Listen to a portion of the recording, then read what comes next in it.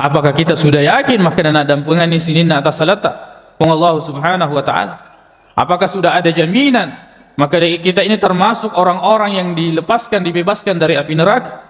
Apakah ada jaminan bahwa dosa-dosa besar, bahkan dosa-dosa kecil yang tidak terhitung itu purana dan pengani Allah subhanahu wa ta'ala? Harusnya narek kosimata dengerangi ya atas salata sininna dosa-dosa ia pura dipigawai yang telah lalu itu tidak membuat kita surut di dalam beribadah kepada Allah subhanahu wa ta'ala semata meloki ya dampun luru Allah subhanahu wa ta'ala, bukan semakin surut, bukan semakin lemah.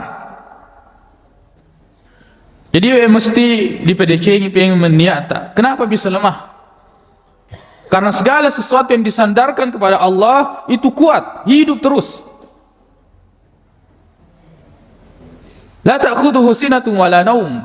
Allah tidak pernah tidur, Allah tidak pernah ngantuk. Maka semangat yang disandarkan kepada Allah, niat ikhlas karena Allah itu senantiasa hidup. Ya.